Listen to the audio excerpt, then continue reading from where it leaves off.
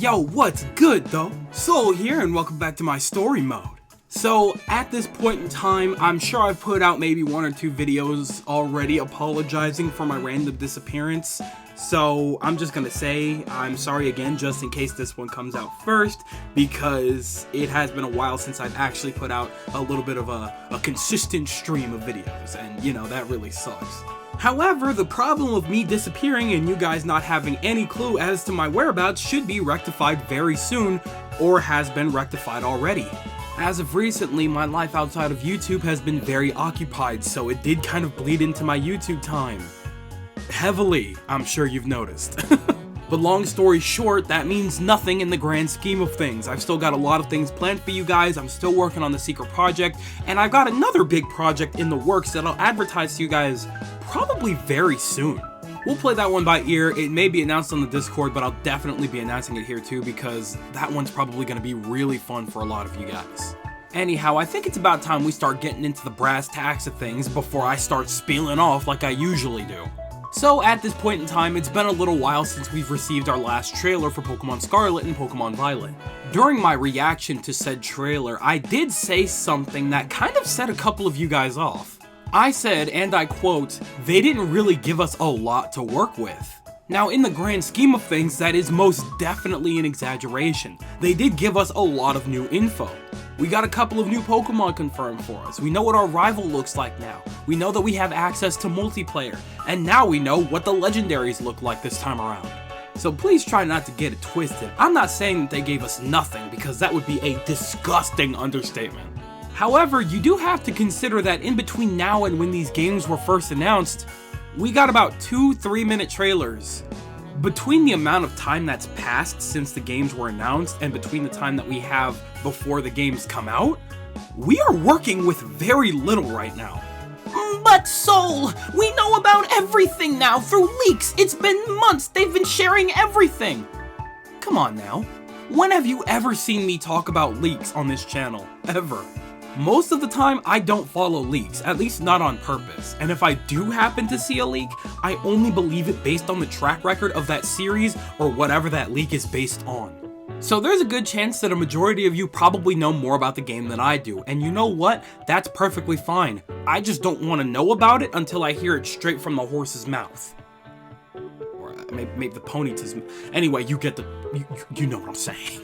Anyway, enough jibber jab. I'm sure you've been sitting there wondering, what could this guy possibly be going on about right now? Well, to kick things off, we have no idea what the actual gimmick is this time around. Every new generation of Pokemon within the last couple of years has introduced a brand new gimmick to really freshen up the battle system and things like that. And at least 90% of the time, the gimmick is what the story is heavily based around. Usually the bad guy wants to use some kind of overpowered version of the gimmick to take over the world or destroy the world or whatever bad guys do. You get the gist of it. This day and age, Game Freak doesn't really believe that a new generation Pokemon game can survive without a gimmick. Even Pokemon Legends got a gimmick. It did not need a gimmick at all.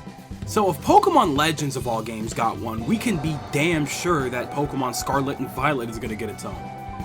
But what the hell is it gonna be?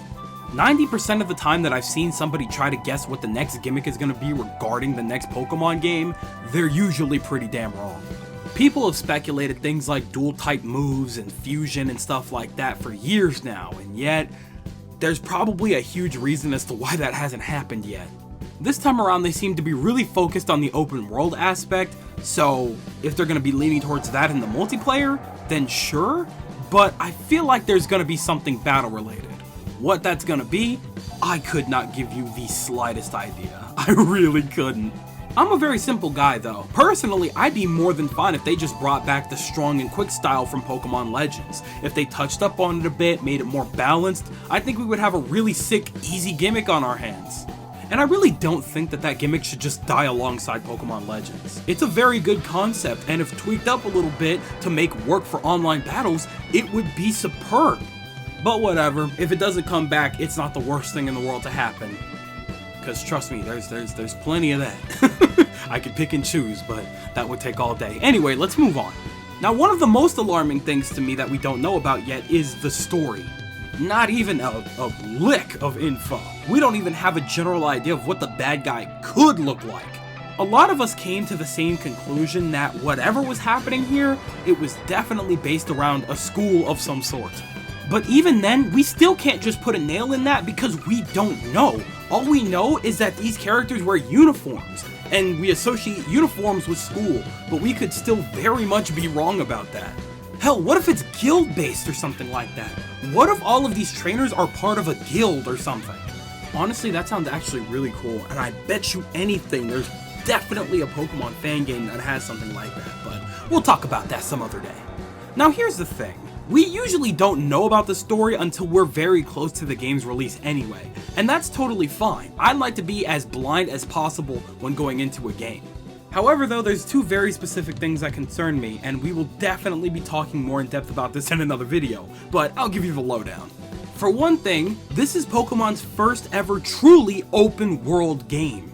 Now, that in of itself is not a bad thing. However though, the developers behind Pokemon games usually have very little time to actually develop the games. This is no mystery or secret to anyone. However though, that means that the little time that they do have is going to be spent maximizing the potential of the open world gameplay. And something like that usually means that something has to get sacrificed. In my personal experience when it comes to open world games, the story usually seems to take the heaviest hit. Obviously, I'm not saying that's always the case, but when it comes to open world games that I've played, the story is usually the weakest part of the game. Usually when it comes to building something like this, developers are usually very gung-ho and practically hell-bent on making the game as fun as they can before worrying about anything else. Now, I'm not sitting here saying that everything is set in stone. I could be completely wrong. Hell, I hope that I'm wrong and that we have a phenomenal story alongside some awesome, grantastic gameplay. However, given the time span that we've known about these games' existence, I just don't think that's realistic. Especially because of my second point here, which is Pokemon stories usually just aren't very strong. You guys already know me, I'm a big heavy story guy, and when it comes to Pokemon, there's always a lot of wasted potential when it comes to the story, especially with the last couple of games. When it comes to the stories of Pokemon games, they're usually very reserved and keep things very surface level and easy to understand and very plain. There's a bad guy or a misunderstanding. You stop said bad guy or clear up said misunderstanding by battling God, and then you become the champion of the region. That's just how it happens.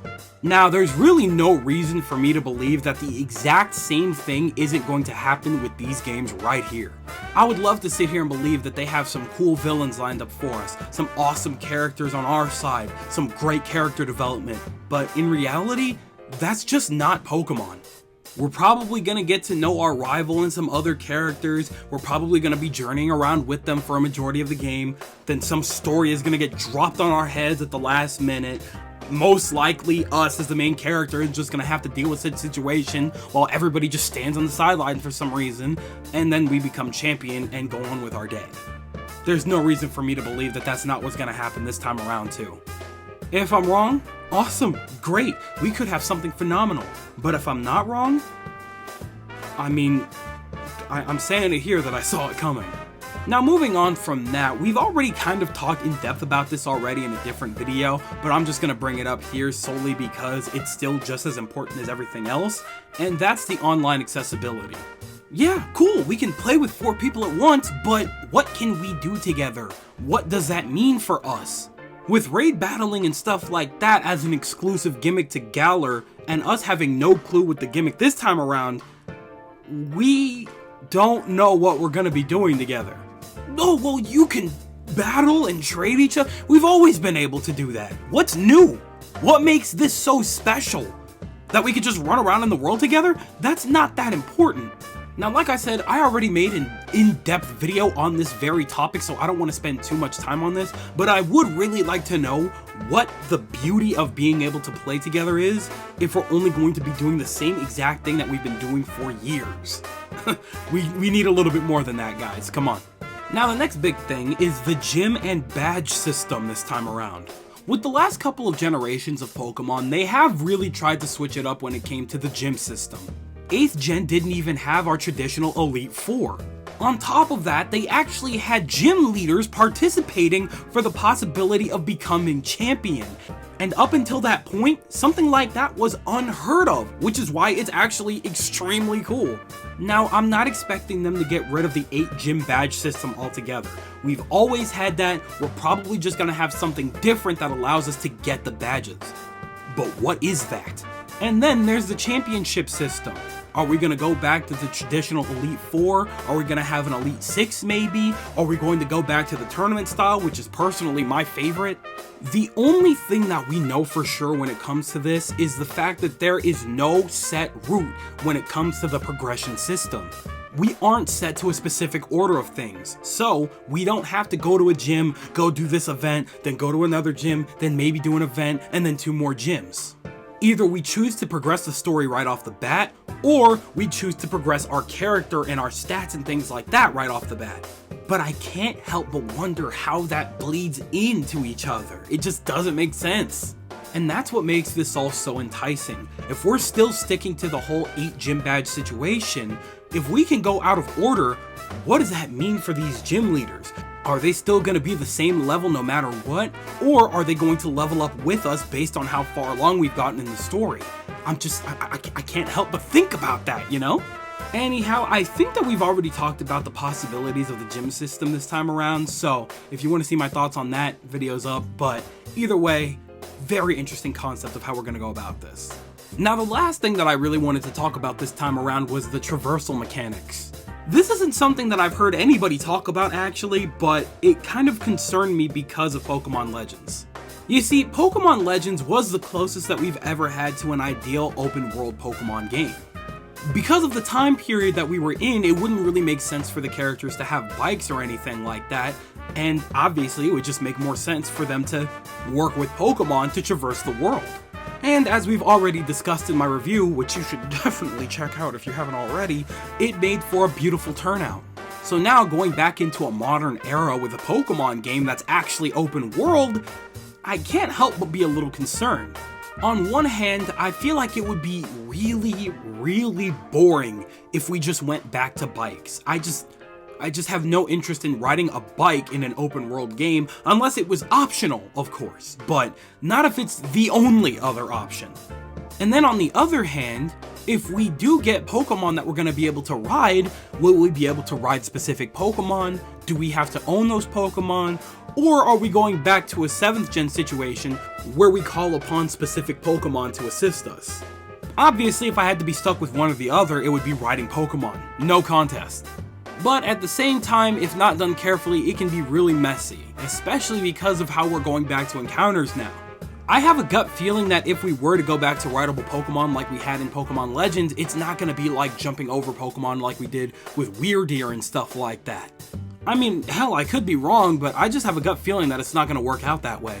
Simply put, I would just love it if we had optional Pokemon to ride. If I wanted to ride on the new generational Bufalon or Tauros, or if I had a Luxray to ride on, then I would be totally happy with that, you know? But if not, then I hope that the Pokemon that you do make available for rides are fun. Simple as that. I'm not going to dwell too much on that one because that one's kind of niche. So with that, that's actually going to bring me to the end of this. We still have a good couple of months ahead of us until these games actually come out, meaning that we're going to have a lot of time to receive more information and for them to add more stuff to the game, and we'll find out when we find out, I guess. But with that in mind, I want you guys to tell me what you guys are worried about when it comes to the information we still don't have. Are you worried about the same stuff as me? Are you not worried at all? Are you worried about something completely different? Let me know everything y'all are thinking in the comment section below, because you know for a fact that I am always down there with you guys. But with that, I'm gonna go ahead and skedaddle on out of here. I'd like to thank you guys ever so much for watching. I truly do hope you enjoyed. Do me the greatest favor of dropping a like and a comment, and consider subscribing for more content just like this. And with that, I'm gonna get the hell up out. Thanks again, hope you enjoyed, and I'll be seeing you guys in the next video. Do me the greatest favor of taking good ass care, and I'll see you all next time. Bye!